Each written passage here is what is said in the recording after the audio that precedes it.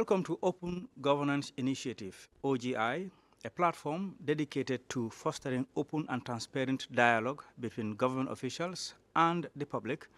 I am Isa Jallo, and in this episode, we delve into the critical sector of education with the Permanent Secretary, Mr. Moses Mendy, and his team from the Ministry of Basic and Secondary Education, and they include Madam Mariama Chow, Director of Standard and Quality Assurance, and Mr. Andrew Gomez, Director of Performance Management and Evaluation. Well, we'll explore the Gambia's education policy 2016 to 2030, examining its progress, success, and challenges. We'll also discuss the structure of the country's education system from early childhood to secondary education and analyze the quality of education being delivered. Furthermore, we'll delve into the School Improvement Grant, SIG, and its impact on schools nationwide. We'll also address issues related to teacher training, infrastructure, and the overall performance of the education sector. Join us as we unpack these crucial topics and work towards a brighter future for Gambian education.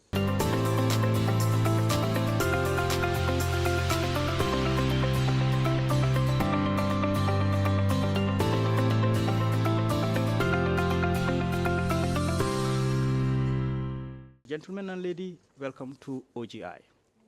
Thank you, sir. Well, we'll begin with you, Mr. Permanent Secretary, as let's now talk about the policy and let's explore what it has covered. Thank you very much, sir. The Gambian education sector policy has set itself to achieving quite a number of issues. One of which is to ensure that students complete the basic educational cycle. And the basic here would mean from grade 1 to grade 9. And then you will have the other 3 years cycle of grade 10 to 12. That's what it sets to ensure that the students of this country at least go through that cycle. But it may be important to, although it's one of their topics, to have at least a retract, to walk through the system first, so that once you come to the explanation of the policy, you would have more appreciation. Okay. At this point, what I will do, I will ask my colleagues to talk about the 2016-2030 policy, which has just been reviewed in terms of the midterm review or implementation review. And then when we come to the issue of the educational system, I will dilate more on that to give a better perspective or understanding to the reasons for what we are doing and what is involved in the 2016-2030 policy. Okay. Just to give it a frame and a better understanding. Okay. Madam Chow, you can. Thank you, Mr. Jallo. The education policy, as the BS said, has just been reviewed. It's to 2016-2030, and we've just reviewed the midterm, and it's talking about giving access, equitable, inclusive, quality education for sustainable development. It has 3 key areas, although in passing you can say that it covers the whole sector, the whole spectrum, from ECD to higher and tertiary, but we'll be on our own turf for this session. It's talking about access to education, quality and relevance. We're talking about sector management. Those are the 3 key areas of the policy. From basic education, what it covers, what we need to do under basic education, secondary education, what do we give in at the secondary level, quality education, what are the quality indicatives, what are the things that need to be put in place for those the ingredients we need to put in the pot for it to be quality, what are the funds available, where do we get them, and how do we manage the sector, because it's quite a wide sector, a big sector. When it was reviewed, we had emerging issues, new things that came up, dealing with because of the curriculum, which we'll talk later, has been reviewed too. And we've got emerging issues going with the curriculum. We're looking at learning, what are the achievements, what are our constraints. And the basic sector is quite a bit challenging. And reading and writing, literacy and numeracy is an issue. So we've got emerging issues dealing with foundational learning to be able to push the children from the basic level up to year 3, at least for them, by that time, they're able to read and write. And we talked about education in emergency because we've got new things coming in. Yeah. COVID-19, we've got floods, we've got other things. And we were working on stopgap measures. So now the policy is talking about how do we respond to those. Those things have been covered. We talk about TVET. It's a cross-cutting area, and it's the vogue now. Everybody is talking about TVET, and it's really dealt with. Cutting across, we're looking at from grades 4 going up, with dealing with TVET, vocational areas.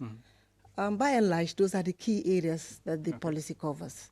We can delve maybe into depth in some of those other areas. Quite a large area. Mr. Mendy would want to come in. Yes. Maybe what I just add up to the brilliant introduction that my colleagues have given is that the revision of the policy is not actually done in the absence of the public.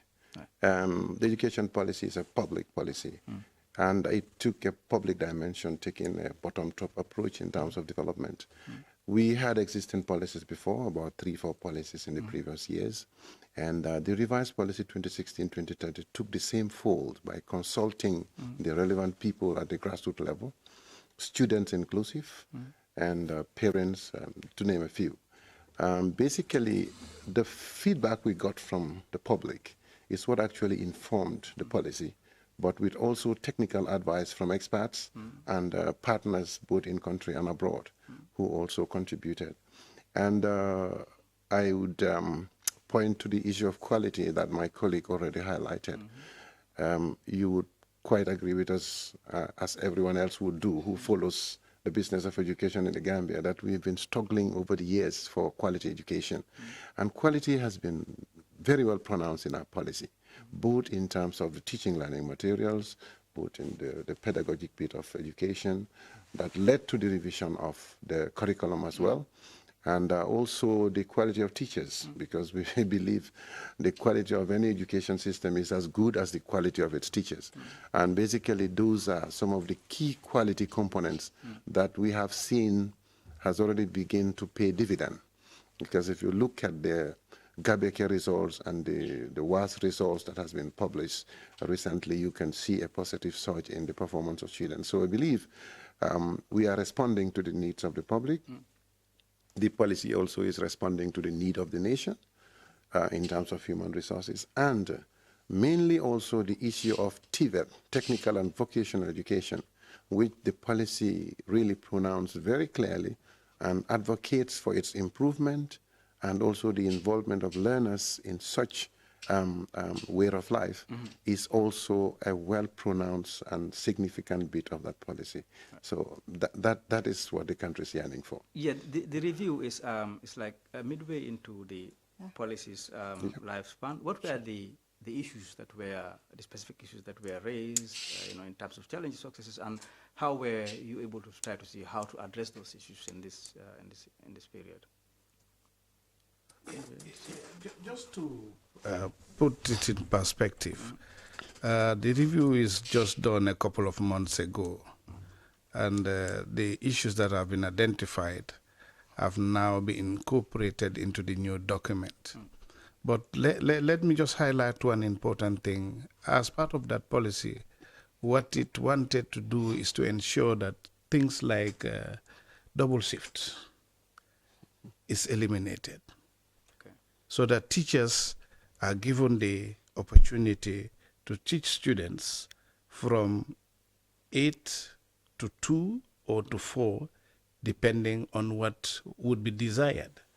But even if as a sector or as a government, we want to engage teachers from 8 to 4, that would not be possible for all schools, because presently there are schools that are doing double shifting. And if you allow that happen, it means some people will lose out. Okay. So that's one of the major things that it was thought that by the year 2030, there had been no more double shifting. Teachers would only be exposed to one shift. In that way, efficiency and also in terms of service delivery will be more, achieved or done. But we have found out during the review that that is still a challenge with what we have. One, as in terms of the students that are still out of school, the population, the growth in population. And I'll come back to it when we look at the education system in general. I'll give you some data on that so that people have a broader understanding of why is the ministry doing some of the things they are doing. Often, for example, you hear people say, okay, we should go back to the common entrance days. Yeah. There are reasons for it. The change in that was warranted by something, but we'll come back to it, like I said. Okay. So that's just one of the issues that came out in the review. Okay. And again, like my colleague have said, the advent of COVID has also taught us or indicated that it cannot be teaching in the four corners of the classroom. We need to devise innovative ways of teaching with the introduction of, ICT, among other methods. Okay. Just to give you allow me. Yeah, what you said, the new okay, go on. I just want to pick up from there that what the PS has just said on the average of the COVID. We are not just looking at what happens in the classroom, as he said, but with teacher education too, because we need to reach out to the teachers. And we have teachers in numbers. And the policy is talking about strengthening capacity building, continuous professional development. And you cannot be bringing teachers every time in from the most remote area, bring them to join us here. So we're looking at teacher training too, and in service, reaching out to teachers through ODL, open and distance learning. So there's more to reach. When you talk to education emergencies, it has really touched on quite a lot of things, and those things have been addressed in the policy to the extent of we've just developed a policy that will guide the sector in reaching out to teachers for professional development. Right. Those will come with their own challenges. You want to introduce new technology into the thing. That means you have to have the technology in place. You also have to upgrade the people to understand the technology so they can use it. Exactly. How would you be addressing that? Or has that been addressed also in the policy? Yeah. The aspect of technology is being embraced, fully embraced. It's the outreach that is challenging in terms of accessibility and also affordability. And basically, those are things that are highlighted. If you're following our programs well, you realize we now have what we call one school, one laptop program. That's the beginning, where every school in the Gambia is supplied with a laptop, and of course, is geared towards moving to the embracing of technology. And basically, it's going to be quite challenging. In essence, the provision of all the requirements for all the schools in the Gambia would continue to be challenging. But I believe in the Chinese adage that says a journey of 1 million miles begins with one step, and then we are moving on. We hope to one day see the Gambia embracing technology in all our schools. It's a dream that we have, and we are quite sure if we cannot achieve it, maybe our predecessors will do. And one of the things that we really need to acknowledge is we also need to acknowledge our partners who are supporting us in this endeavor.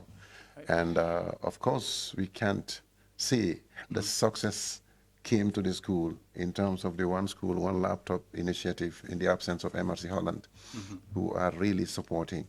We also have the back of the World Bank, who are supporting us as well, but GPE as well, doing something good for us. We also have other Gambian institutions that are supporting the initiative. Right. We call on more people to put more hands in this. Education in a country, when developed, is the right way in national development. Right. And we're calling on sympathizers with us to support us in the name of government, and also ensuring that we achieve this. Because if we have strong, private individuals who can even donate maybe 3-4 laptops or desktops, that is immense. But leaving everything in the hands of the ministry or in the hands of the government is going to take us more time. We embrace it and we want that to come. Okay.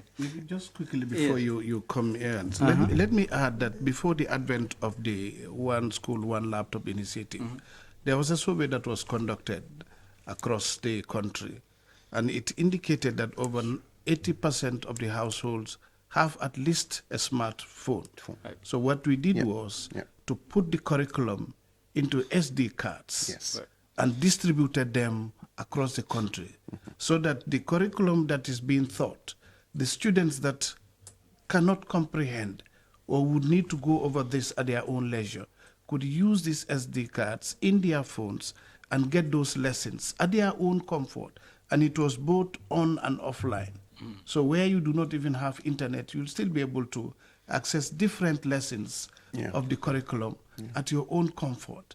So that is what led to the addition of One School, One Laptop. And the initiative is intended to be blown out of One School, One Laptop to One Teacher, One Laptop.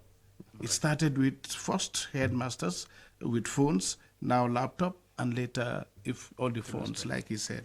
Okay. I just want to add up to the One School, One Laptop that we're using it for data collection. Getting live data, real-time data from the school, attendance, etc. And those laptops have been put in. We've put in the relevant documents that they need to be able to the teachers to interact with, because sometimes the teachers don't have the opportunity to interact with some of the documents they need. The education policy, some of our documents, the school management manual, the hands-on documents that will help them in their day-to-day work. That has been all of them has been uploaded to in the one school, one laptop. Right. Now let's go into the structure itself. The policy would, vision the dream and whatever you want to put in place. Now we look at what we're practically doing on the ground. Can you give us an overview of the structure of the education system?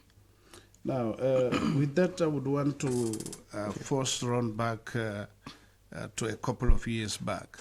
You may know that there was a document or a policy from 1976 to 1986. And at the end of 1986, there were thoughts around to say, what kind of system do we want? What kind of structure do we want? The 1976, so prior to that, even colonial up to 1976 to 1986, we used to have the 6, 4, and 5 years system. And then in 1988, the government thought it wise, or the sector thought it wise to say, you know what, let's look at what is happening. Because at that time, it was realized that about 40% of the school-going age children were out of school. So what do? Do you still continue with that kind of thing and leaving out that percentage, which is a huge number? That was when the 1988 policy came to being, the 1988 to 2003. And in that policy now, that's when they look at 6, 3, and 2. The 6 was for the lower basic, which we used to call primary school. The 3 is for the upper basic, that is 7 to 9. And the other 3 is 10 to 12. But I'll come to the 2. Now, in that policy, it is saying that minimum every child here should be given free education, but not compulsory in that document.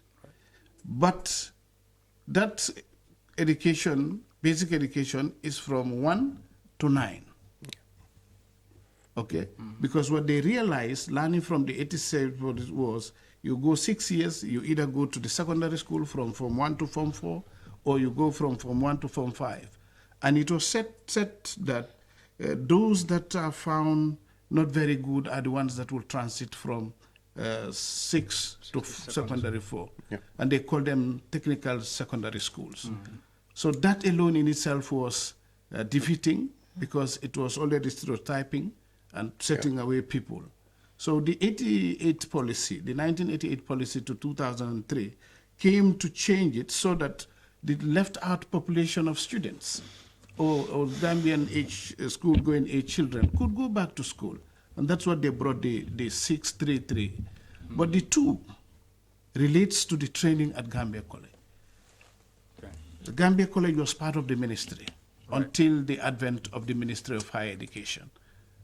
So that was the structure that was there. But it came to address, and at that time, we only had about 59% of the gross enrollment. That was the percentage. But the 88 came to ensure that we move it from that percentage to 75%, so that it accommodates the left-out student, just to have a better perspective of how these policies transited and what were the aims. So it was not that the government or the ministry just decided to abandon the common entrance. No, it was out to address the left-out student. It was out there for introduced for a greater group for the basic secondary education system. Right. If you look at what you've said, what used to obtain before and what later obtained the 633 thing, what are some of the good takeaways from that as opposed to what was there before? Yeah, taking from there, yes, there are good takeaways. First of all, we are indicating to all Gambian children that you have a right to access education as pronounced by your constitution, which is a constitutional mandate that we bear as a ministry. And of course, the 633 approach, which is the basic education, the policy indicates clearly that every child has a right to that basic education. And it has eliminated a lot of the out-of-school children or dropping out from school after your common entrance. Because most children after common entrance who cannot afford to go to junior secondary schools or cannot go to high school, basically there were also very few technical and vocational centers where they could go. And not all of them could access it, especially those in the provincial regions, where you go to towns like Basse, Jarasoma, and Janjambure, Bansang, Basse, they were virtually left with no other option but to drop out of school. So now with the basic education, everybody is accessing at least up to grade 9, which is a good take from there. And the focus also on the quality of education for each of the levels has also been improved in a sense that the curriculum that has been developed to address the needs of children in those basic levels also considered the various level of children. You have those who are extremely good, those who are medium, and those who are less good, right, academically. So basically, the curriculum also caters for that. And therefore, everybody moves within that system to at least senior secondary school level, which is at least an opening for you to forge up an opening in life. And just to quickly add that shift too, what it also brought in is prior to that, people only enrolled at grade 1 at the age of 7. Yep. So what happens to the children between 0 to 7? Yes. They were left out. Yeah. Okay. So that saw the introduction of early childhood. In some cases, they were called nurseries. Nurseries, you know, of course, and yes. that's what's brought in that catching on the them annexation, at the, yeah. yes. They Annexation were of largely ECDs, largely private before. Yeah. And they are still And still majorly largely private. They are Yes. still majorly private. Okay. But at least the introduction of that policy is it opened up to accommodate for those children that are from 0 age to 7. Because it was only from 7 that you get into grade 1. So what happens on those? That's why today you have these daycares, you have the ECDs, taking children at the age of 3, at the age of 4, so that they nurture them, prepare them before they get to age 7. They would have already had some basic interaction, you know, with the teaching aids and, you know, the teaching environment itself and all of that. So that's one very positive thing. And again, majorly, is that it gave an opportunity to the 40% that has been left out. We would have been only catering for 60% of the school-going age all the way. So it means we would have a 40% of literates throughout. But this came to really reduce or eliminate that. In addition to that, to the ECD, the government couldn't take all of them, but at least the major step is it has been taken to right across the country, because ECD, nursery schools were only within the Banjul area, as far as Birkam, and that's it. The others were not exposed to that.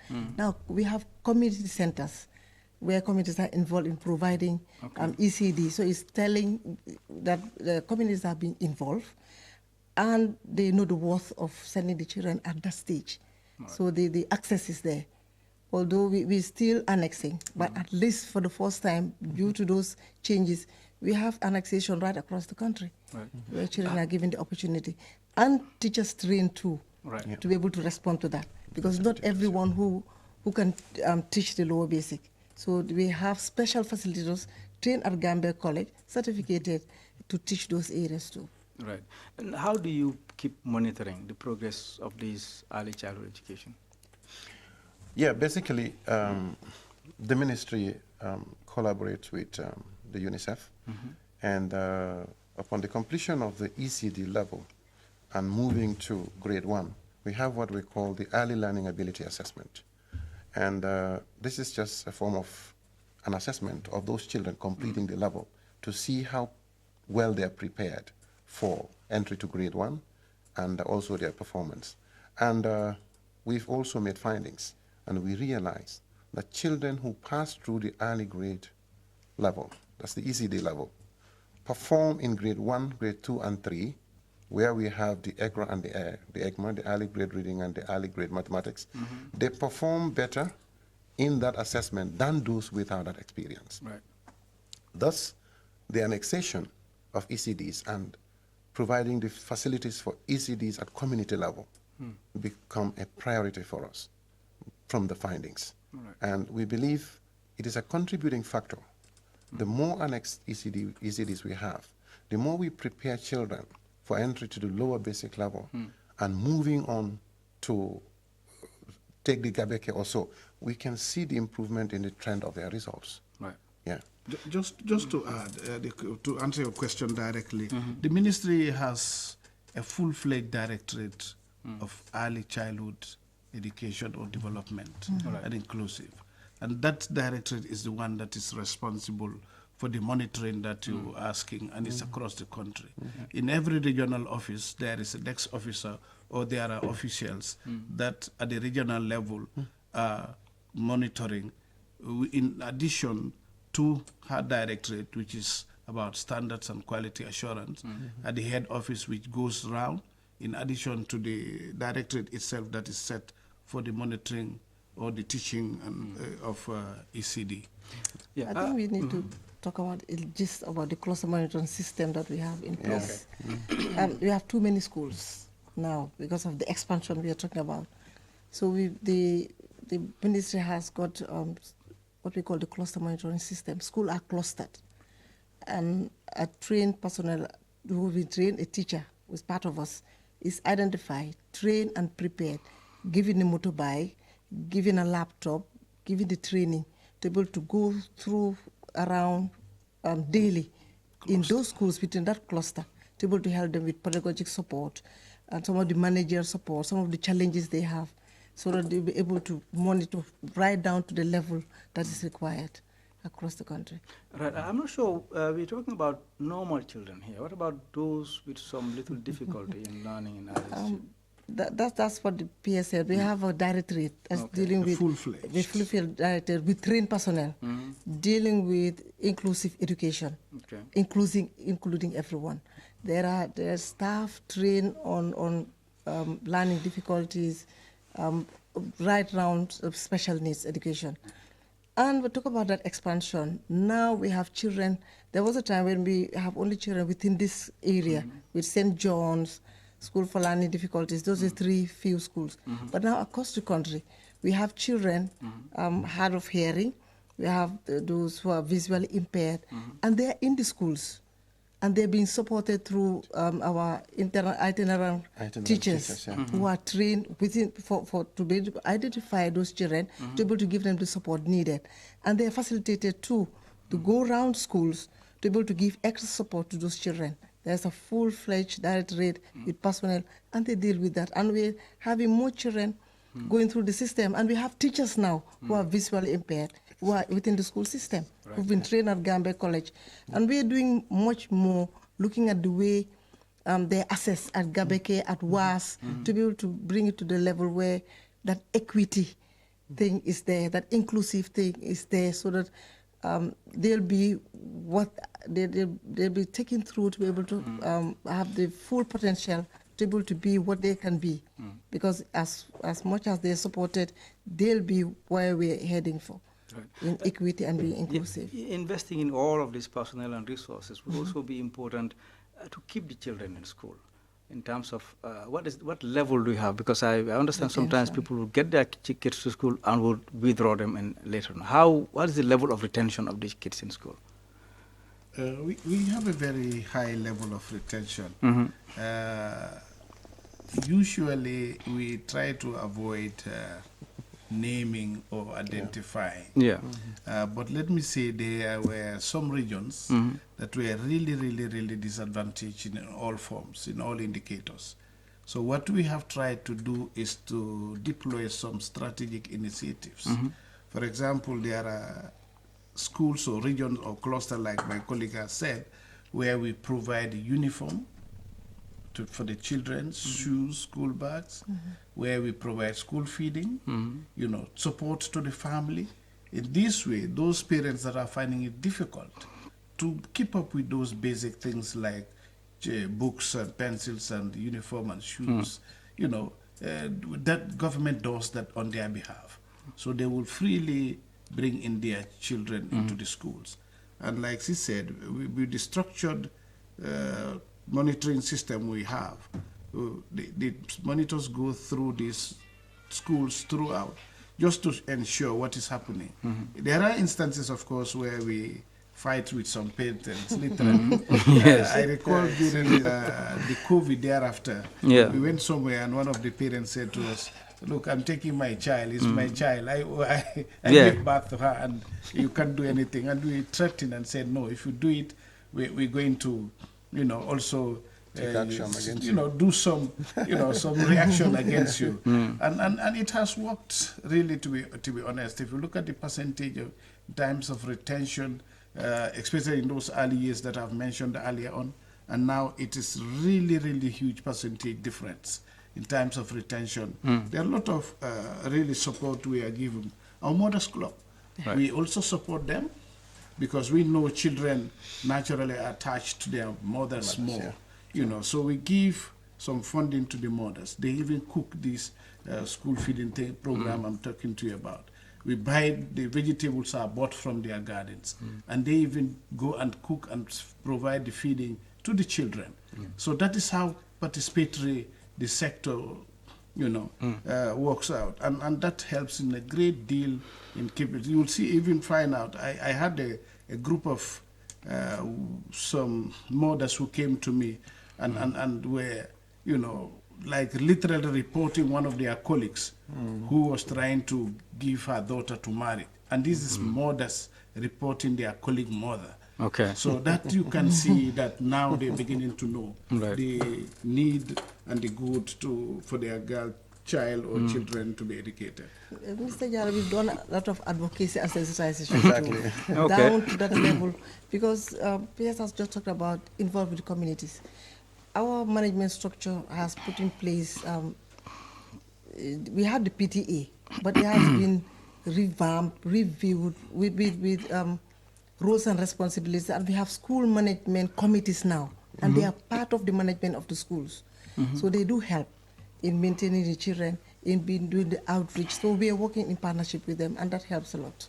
Quite a lot, particularly with the girl child. And we've got quite a lot of initiatives to be able to retain them in school. How about during the transition period from 6 to 3, 3 to 9? Sometimes there are, spillovers dropping out here and there. I don't know how that percentage that is, how worrying or good that is. Well, in terms of the transition, either from the grade 9, between grade 9 and 10, or between 6 and 7, where we have the 633, the percentage of the transition is very encouraging compared to the previous years. We've seen in the previous years, like talk about 10, 15 years ago, where we had quite a number of children not accessing schools. And this was as a result of maybe a distance from school. But now, if you go to a cluster of schools, at least there are 3 to 4 upper basic schools where children can hail from home to school. And this is also an added impetus in terms of providing access to children, especially to the female, whom actually parents would worry to send to a bigger town where they will access an upper basic school. Those were some of the hitches in the past. But now, I can tell you that greater than 75% of children in the Gambia can hail from home to an upper basic school and to a senior secondary school within their jurisdiction. And that has added a lot of value in terms of allowing them to go to school. What happened to the planned 2 years, the Gambia College thing? Is it still ongoing, or if it is not, why, and what have you been doing about that? You said 633, and that's a 2, which was supposed to be on the Gambia College. Now it's on the higher education. What's happening to that now? Come a bit. Without speaking as an authority in that, the 2 years have changed, even before. Anyone going there for training, at the time they call it PTC, Primary Teacher Certificate, you would go for 3 years. ATC, you will go for 3 years. So that has changed from 2 to 3. And later on being changed from Primary Teacher Certificate to diploma, and then advanced diploma. But the good news is that all of that will be history by January. By January, the Gambia College is expected to be a full-fledged university. That will be Gambia University of Education. In fact, timely, the board was just sworn in this morning. So that really is like would be overtaken or is overtaken by events.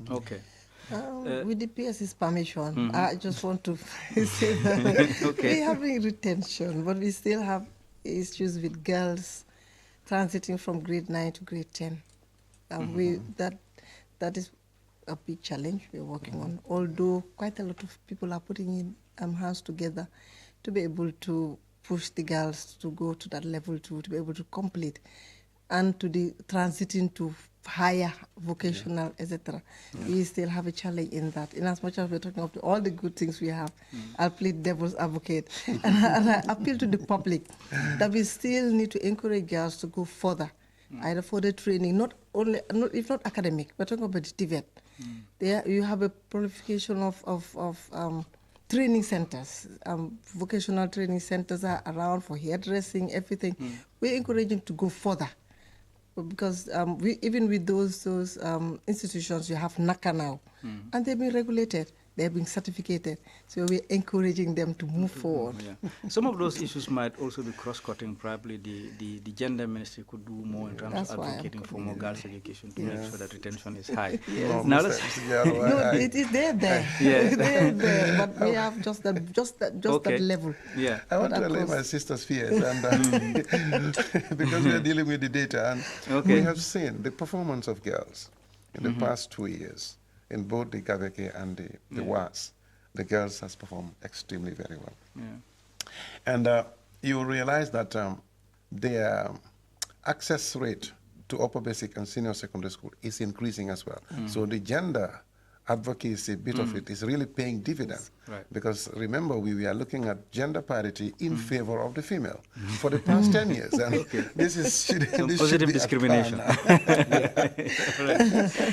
Okay, now let's look at what exactly the kids are learning, the curriculum. I would want you to expand on that, explain to me how it looks like. Now, let me say that curriculum is center in the educational system. Because it's like the ingredients that you put in. And if you don't put in the good ingredients, you do not expect a good output, as it were. So the curriculum before was designed where there were limited options for students to, like my colleagues have said, to explore their full potentials. We must accept that we are all endowed differently. We are all gifted differently. There are those that are gifted with their hands. There are those that are gifted with their brains, those with their feet, and so on and so forth. So what a good curriculum should do, it should set itself out to be able to address all those, so that the development agenda of any country could be easily done when you have the needed workforce with the right skills and the various skills. Just to give you an example today, if we were supposing this mic goes bad now, perhaps the first point of call would be to look around and say, can we get a technician from Senegal? Can we get a technician from Sierra Leone or Ghana or so? Why? The reason for that is because we were not able to expose or provide a curriculum on this where students would be able to learn and be able to equip themselves and have the competencies in repairing such a thing. So what the curriculum has done is we reviewed it where we need to reinforce, we reinforced, where we need to expand, we expand. And I'll give you a classical example. When both of us, all of us here, we are going to school, we were only exposed to agricultural science.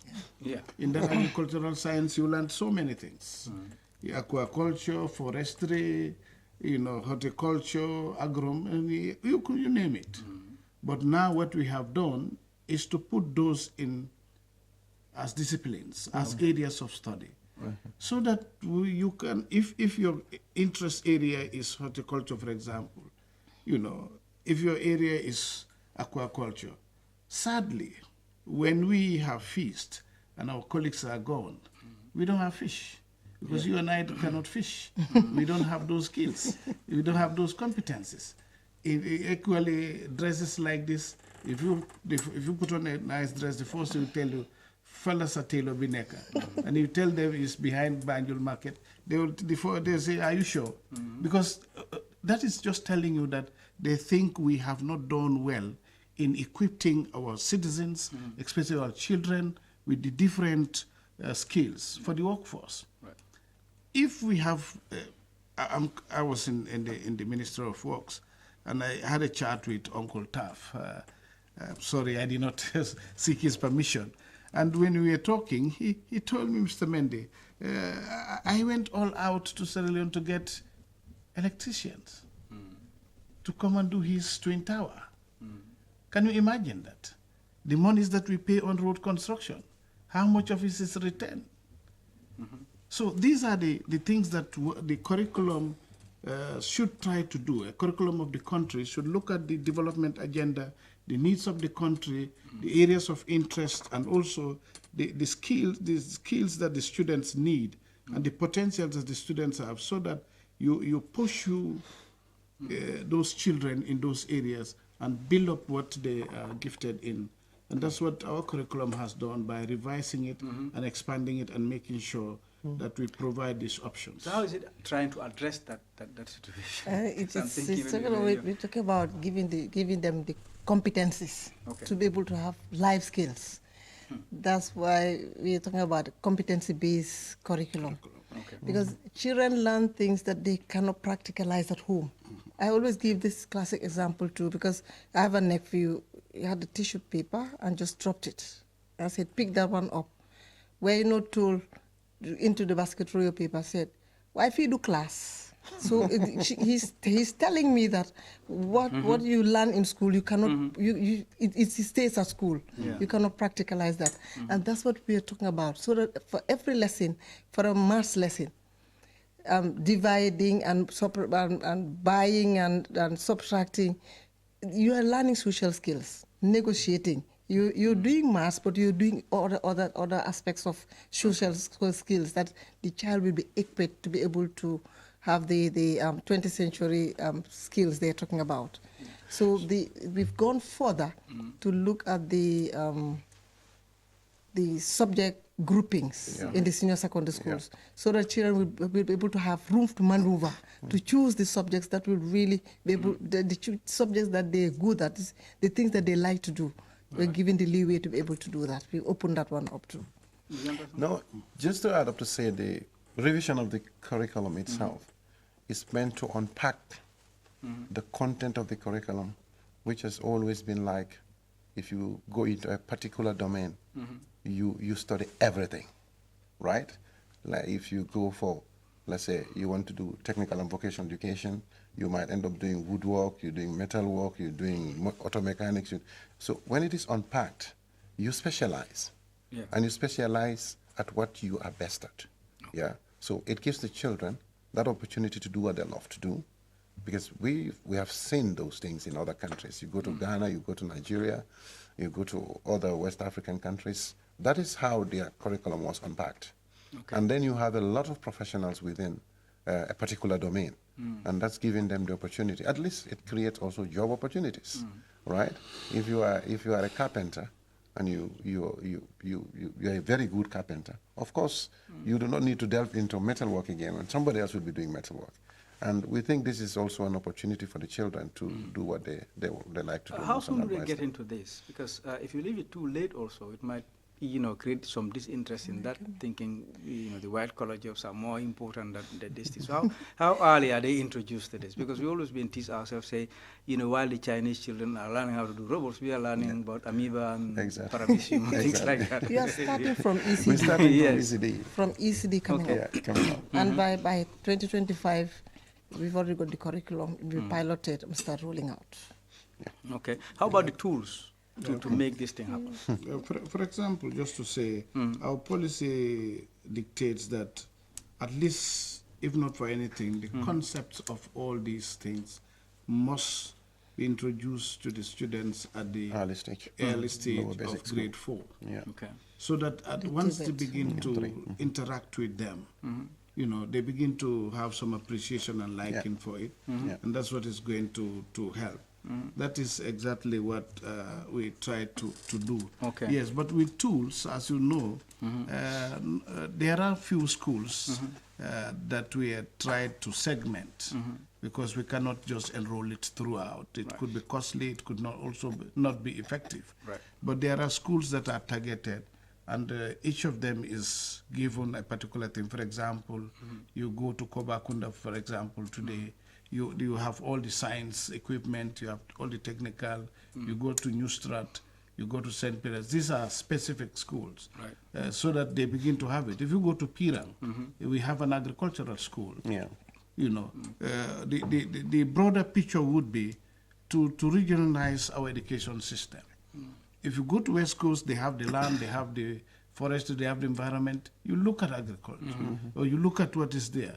But you go to an area, for example, CRR, what would be advisable is agriculture in terms of rice production, as opposed to coming to the city of Banjul and they want to promote agricultural schools. You may be challenged with the environment, you may be challenged with... So those are the things that we're trying to do in our limited way and resources.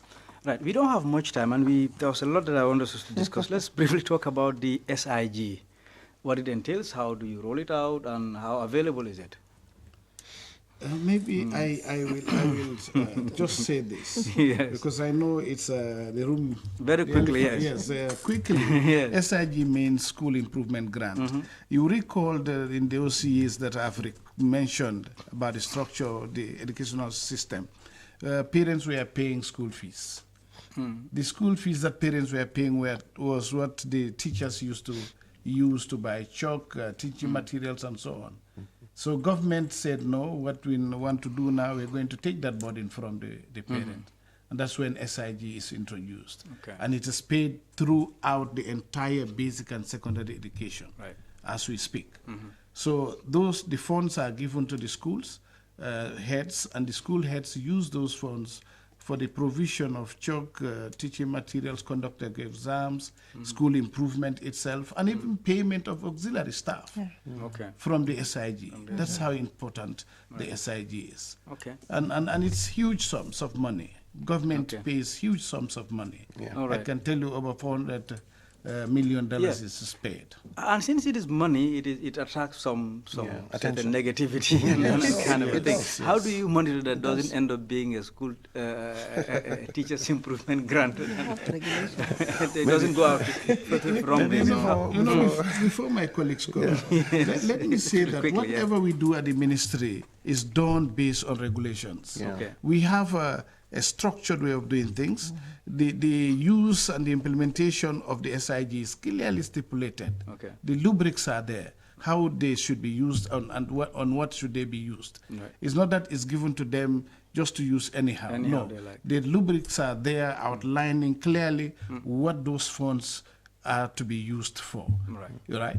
So Yeah, maybe since we don't have much time, we add can just ask you one to thing. add one thing. It is anchored on the plan for the SIP, the school improvement SIP, plan, school yeah. improvement plan. Okay. So there is some there. It's already there. There has to be a plan presented. There is a that plan. is what is Yes, going to there is a dictate what school is plan coming. and what is going to be spent. Okay. And there are rules and regulations. There is a document. every Okay. school For them, has an yes. improvement plan. All right. It's clearly known how much each school has. Okay. In terms of the SIG. It is paid to the account of the Gambia Teachers Union. Yes. And based on the plan of activities that you have, which should be approved and developed participatory, including Yeah. the parents, the children themselves in the school, and then the activities that you are spending on, the plan is actually, looked at and Yeah. approved. And your withdrawal of a single dime from the Gambia Teachers Union must be approved by the regional director or the deputy director.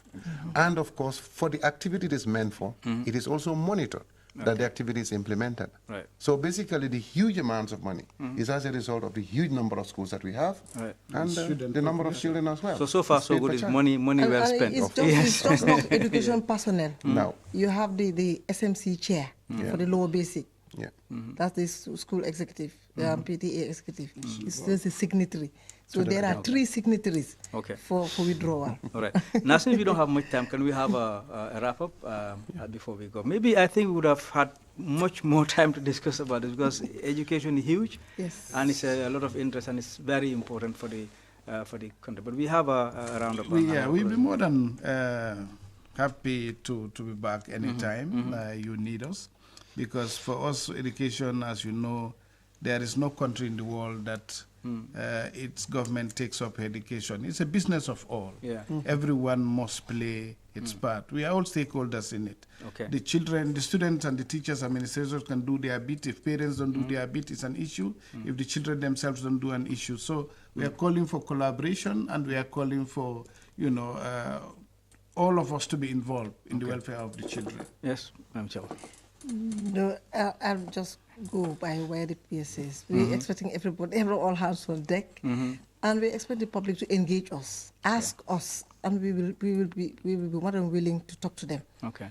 So we're open. We have the structures right across the country where they can be through the regional offices, through the school management committees. They're there.